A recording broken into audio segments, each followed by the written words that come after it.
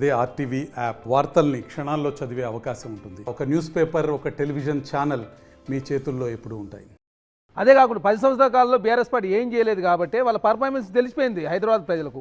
అదే కాకుండా ఆనాడు మెట్రో భారతదేశంలో 2వ స్థానం ఉండే హైదరాబాద్, ఈరోజు మెట్రో భారతదేశంలో 9వ స్థానం. దానికి కారణం బీఆర్ఎస్ పార్టీ మూలంగా 3,000 కోట్ల రూపాయలు కరోనా టైంలో నష్టం జరిగితే 900 కోట్ల రూపాయలు మాత్రం ఇవ్వడంతో ఎల్ఎన్టీ నష్టాలపై ఏకంగా రోడ్డు రవాణా సంస్థ నుంచి ఎల్ఎన్టీ సంస్థ వెళ్ళిపోయిన మాట వాస్తవం. కాబట్టి హైదరాబాద్కు బీఆర్ఎస్ పార్టీ చేసింది శూన్యం. భారతీయ జనతా పార్టీ కిషన్ రెడ్డి గారు కేంద్ర మంత్రిగా ఉండి కనీసం సికింద్రాబాద్కు కనీసం నవోదయ స్కూల్ కూడా తీసుకురాని పరిస్థితిలో ఉన్నది. కాబట్టి హైదరాబాద్ ప్రజలు గమనిస్తున్నారు. ఇప్పుడు కౌశిక్ గారు ఏం చెప్తున్నారంటే హైదరాబాద్ నగరానికి చేసింది ఏం లేదంటాడు.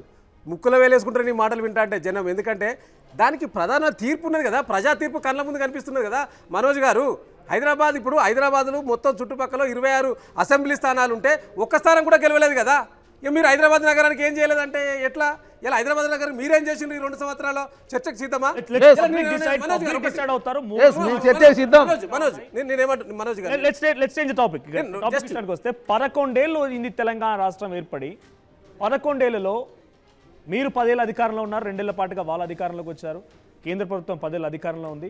జూబ్లీ హిల్స్లో ఇంకా పరిస్థితులు ఎందుకు ఏమాత్రం కూడా మారడం లేదు? మీరు చెప్పేటువంటి మాటలు చూస్తే ఆయనేమో కేంద్ర ప్రభుత్వం నుంచి కిషన్ రెడ్డి చాలా నిధులు తీసుకొచ్చారని, 10 ఏళ్ల పాటుగా అండర్ బ్రిడ్జ్లు లేకుంటే ఫ్లైఓవర్లు వేసామని మీరు, ఆ తర్వాత చరణ్ కౌశిక్ గారు కాంగ్రెస్ ప్రతినిధిగా ఆయన మాట్లాడుతూ 2 ఏళ్ల పాటుగా అభివృద్ధి చేస్తామని. ఎందుకు జూబ్లీ హిల్స్ పరిస్థితి మారడం లేదు? ఒకసారి డ్రోన్ విజువల్ ద్వారా మనం చూస్తే అదే మురికి కంపు. ఇంకా ఆ మురికి కంపులోని ప్రజలు ఉండాలా?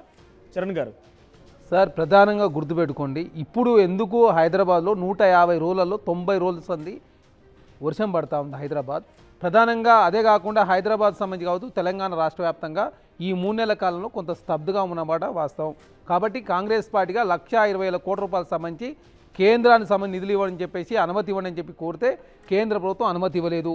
మూసి అది పునర్జీవనం కావచ్చు, హైడ్రా తీసుకొచ్చిన కాంగ్రెస్ పార్టీగా RRR కావచ్చు, RRR రైల్వే రింగ్ కావచ్చు, అదే 4 సీట్ కావచ్చు, లేకపోతే డ్రై పోర్ట్ కావచ్చు, అదే ఎక్స్ప్రెస్ హైవేలు కావచ్చు, అన్నిటి కూడా అనుమతి ఇవ్వండి అని చెప్తే కేంద్ర ప్రభుత్వం అనుమతి ఇవ్వలేదు. అదే కాకుండా కేంద్రంలో భారతీయ జనతా పార్టీ గంగానది ప్రక్షాళన చేసుకురు, యమునా నది చేసుకురు, సబర్మతి రివర్ని కూడా ప్రక్షాళన చేసుకురు. కానీ మన మూసిని పునరుజ్జీవింప చేసుకుంటే మాత్రం కిషన్ రెడ్డి గారు నైట్ నిద్రలు చేసిండు, తర్వాత మూసిని పట్టించుకున్న పాపారం పోలేదు. సికింద్రాబాద్ పార్లమెంట్కు కిషన్ రెడ్డి గారు చేసింది శూన్యం. దీని విషయంలో కాంగ్రెస్ పార్టీ సిద్ధంగా ఉన్నాం. హ్యాట్రిక్ అవకాశం ఇచ్చింది. టీడీపీలో గెలిచిన మాగంటి గోపీనాథ్ని బీఆర్ఎస్లోకి తీసుకున్నారు. అప్పుడు టీఆర్ఎస్లో తీసుకున్నారు. టీఆర్ఎస్ నుంచి బీఆర్ఎస్గా మారిన తర్వాత మరోసారి అవకాశం దొరికింది. 3 సార్లు హ్యాట్రిక్గా గెలిచిన మాగంటి గోపీనాథ్ మళ్ళీ నాకు ఓటమేయమని చెప్పి తన సతీమణి సునీత గారు రంగంలోకి దిగారు. ఇప్పుడు మీ ప్రచారం ఏంటి? మా ప్రచారం ఒకటే మనోజ్ గారు. ఇవాళ గత 10 సంవత్సరాల్లో చేసిన అభివృద్ధి, ఈ నగరానికి ముఖ్యంగా జూబ్లీహిల్స్ నియోజకవర్గంలో చేసిన అభివృద్ధి, రెండవది ఆ కుటుంబం, ఆ యొక్క నియోజకవర్గ ప్రజలను కుటుంబ సభ్యులుగా భావించి చేసిన అనేక మంచి పనులు అక్కడ నియోజకవర్గంలో ఉన్నాయి. కాబట్టి డెఫినెట్గా వీటన్నిటినీ చూసి మాకు ఓటేయమని మేము ప్రజలను అభ్యర్థిస్తున్నాం. కంపు, అదే డ్రైనేజీలు, అదే చెత్త కుండీలు, ఇదేనా 10 ఏళ్ళలో మీరు చేసిన అభివృద్ధి? అదే చెత్త కుండీలు, అదే డ్రైనేజీ లేదండి. వీళ్ళ యొక్క పరిపాలన వల్ల ఈ యొక్క 22 నెలల కాలంలో నేనేమంటున్నా, అసలు ఎందుకు వచ్చింది ఆ మురికాలను? గతంలో లేవు. అది వీరు 22 నెలలుగా పట్టించుకోకపోవడం వల్ల ఇప్పటికి ఒక మున్సిపల్ శాఖ మంత్రి లేడు ఈ రాష్ట్రంలో.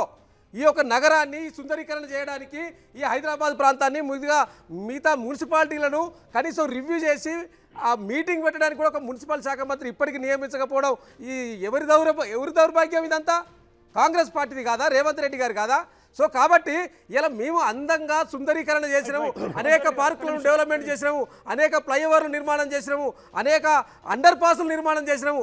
ఆ అండర్ పాసులు, ఫ్లైఓవర్ నిర్మాణం చేసినాం కాబట్టే మాకు బ్రహ్మాండమైన మెజార్టీ. ఒక్క నిమిషం శ్రీనివాస్ గారు, ఇద్దరికి అవకాశం దొరికింది. 3 సార్లు బీజేపీ ఇక్కడ ప్రాతినిధ్యం వహించింది. 2 ఏళ్ల పాటుగా అధికారంలో కాంగ్రెస్ ఉంది. మీకు ఇంతవరకు డివిజన్లో అంటే ఈ జూబ్లీహిల్స్ నియోజకవర్గంలో రాష్ట్రంలో అధికారం దొరకలేదు, కేంద్రంలో అధికారం దొరికింది. మీపై అనేక ఆరోపణలు 2 పార్టీలు చేస్తున్నాయి. ఇప్పుడు మీ ప్రచారం దేనిపైన ఎలా ముందుకెళ్తున్నారు? అంటే నిజానికి మీరు అన్నట్టుగానే మాకు అక్కడ పెద్దగా ఆశించినంత స్థాయిలో మాకు ఓట్లు రానటువంటి మాట వాస్తవమే. కానీ ప్రధానంగా ఇక్కడ ఉన్నటువంటి సమస్యల యొక్క పరిష్కారం కోసం కేంద్ర ప్రభుత్వమా, లేకపోతే కిషన్ రెడ్డి గారు చేసినా, లేకపోతే ఇద్దరు సోదరులు ఆరోపిస్తున్నట్టుగా వాళ్ళ పార్టీలు ఏమన్నా అభివృద్ధి చేశాయనేటువంటి అక్కడ ఉన్నటువంటి ప్రజలు నిర్ణయిస్తారు. నంబర్ 1. రెండోది, సోదరుడు ఇందాక చరణ్ కౌశిక్ మాట్లాడుతూ నవోదయ స్కూళ్ళు కూడా తీసుకురాలేదనేటువంటి మాట మాట్లాడారు కదా. సరే, మేము తీసుకురాలేనటువంటి మాటను కాసేపు పక్కన పెడితే ప్రతి మండలానికి ఒక ఇంటిగ్రేటెడ్ రెసిడెన్షియల్ స్కూల్ కడతామని చెప్పారు. ఇప్పటి వరకు ఏ ఒక్క మండలంలోనైనా ఒక కొడంగల్ నియోజక నియోజకవర్గంలో కట్టుకొని ఉండొచ్చు కానీ ఎక్కడన్నా ఈ రాష్ట్రంలో మేము అత్యంత వెనుకబడినటువంటి ప్రాంతము. ఈ రాష్ట్రానికి ముఖ్యమంత్రిగా ఉన్నటువంటి రేవంత్ రెడ్డి గారు అనునిత్యము వల్లెవేసేటువంటి నల్లమల్ల బిడ్డను అంటారు కదా. మాది నల్లమల్ల నియోజకవర్గం, అచ్చంపేట నియోజకవర్గం, నల్లమల్ల అడవిలో ఉన్నటువంటి మేము అత్యంత వెనుకబాటుకు గురైనటువంటి ప్రాంతం మాది. మా ప్రాంతం నుండి ముఖ్యమంత్రిగా ఉన్నటువంటి వ్యక్తి ఈరోజు కనీసం మా ప్రాంతంలో ఒక కనీసం మౌలిక సదుపాయాల వైపు కావచ్చు, లేకపోతే ఆ ప్రాంత ప్రజల యొక్క కోరికలను నెరవేర్చే దిశకు కావచ్చు, వాళ్ళకు ఉద్యోగ ఉపాధి అవకాశాలను కల్పించే దిశలో ఇప్పటివరకు రాష్ట్ర ముఖ్యమంత్రిగా ఉన్నటువంటి రేవంత్ రెడ్డి గారు పూర్తి స్థాయిలో వైఫల్యం చెందినటువంటి మాట వాస్తవం. ఇది ఈ సందర్భంగా ఎందుకు అనాల్సి వస్తుంది అని అంటే, అచ్చంపేట నియోజకవర్గానికి జూబ్లీ హిల్స్కి సంబంధం లేకుండొచ్చు, మీరు ఆ అచ్చంపేట సమస్య ఇక్కడ ఎందుకు మాట్లాడుతున్నారు, కానీ మీరు ప్రచారం ఏ విధంగా ఉంటుందనేటువంటి క్వశ్చన్ లేవనెత్తినటువంటి సందర్భంలో వాళ్ళు ఇచ్చినటువంటి 420 హామీలు కావచ్చు, 6 గ్యారెంటీలు కావచ్చు, ఇప్పటి వరకు ఒక్క హామీనన్నా నెరవేర్చిరా అనేటువంటిది అయితే అక్కడ ఉన్నటువంటి ప్రజలైతే చర్చించుకుంటారు కదా. పోనీ వీళ్ళు ఏదన్నా మనం మాట్లాడితే ఏమంటారు, ఫ్రీ బస్ ఇచ్చినాం కదా అనేటువంటి ఒక బాకా ఉదుతారు తప్పిస్తే, మీరు మహిళలకు ఇస్తామన్నటువంటి 2500 అదే విషయం చెప్తున్నాను. వాళ్ళు నెలకు మహిళలకు 2500 రూపాయలు ఇస్తామన్నారు, ఇప్పటివరకు ఇవ్వలేదు. ఏ ఒక్క వైఫల్యాలు కాదు, మీరేమి ఇస్తామని ముందుకెళ్ళబోతున్నారు. నేను అదే చెప్తున్నా మనోజ్ గారు, నేను చెప్తున్నదే అదే. వాళ్ళు ఇచ్చినటువంటి వైఫల్యాలు, నేను గత 10 సంవత్సరాలుగా కిషన్ రెడ్డి గారి యొక్క ప్రత్యేకమైనటువంటి చొరవ కారణంగా జరిగినటువంటి అభివృద్ధిని అక్కడ ఉన్నటువంటి ప్రజలకు చూపించేటువంటి ప్రయత్నం చేస్తాం. వాళ్ళేం అమాయకులు కాదు, జూబ్లీ హిల్స్లో ఉన్నటువంటి నియోజకవర్గ ప్రజలు వాళ్ళేం అమాయకులు కాదు, వాళ్ళకేం తెలియనివి కావు. సరే, వీళ్ళు చెప్పేటువంటి మాటలు ఇప్పుడు ఏదో కళ్ళబుల్లి కబుర్లు చెప్పి గత 3 నెలలుగా 90 రోజులుగా 100 రోజులుగా ఏదో జూబ్లీ హిల్స్లో ఉప ఎన్నికలు ఉన్నాయి కాబట్టి కాంగ్రెస్ పార్టీ హడావుడి ఆర్భాటం చేస్తూ కొంత ప్రజల్లోకి వెళ్ళేటువంటి ప్రయత్నం చేస్తుంది. కానీ ప్రజలు వీళ్ళు చూపించేటువంటి హంగు ఆర్భాటాలకు మోసపోరనేటువంటి విషయాన్ని మేము ఎన్నికల్లో చెప్పి వాళ్ళని కన్విన్స్ చేసే ప్రయత్నం చేస్తాం ఒకవైపు. రెండో వైపు కాంగ్రెస్ పార్టీ ఇచ్చినటువంటి వాగ్దానాలు, హామీలు, వాళ్ళ యొక్క వైఫల్యాలను కూడా కాంగ్రెస్ పార్టీకి చెప్పడం, రాబోయే రోజుల్లో భారతీయ జనతా పార్టీ అధికారంలోకి రావడం కారణంగా, లేకపోతే జూబ్లీ హిల్స్ నియోజకవర్గంలో భారతీయ జనతా పార్టీ గెలవడం కారణంగా అభివృద్ధి. తెలుగులో న్యూస్ కి ఫాస్టెస్ట్ యాప్ ఇప్పుడు టోటలీ న్యూ అవతార్లో జస్ట్ 5 సెకండ్స్ లో కంప్లీట్ న్యూస్. సోషల్ మీడియాలో ట్రెండ్స్ కి one stop solution. Live TV app voice search option తో ఇప్పుడే డౌన్లోడ్ చేయండి లేదా అప్డేట్ అయిపోండి.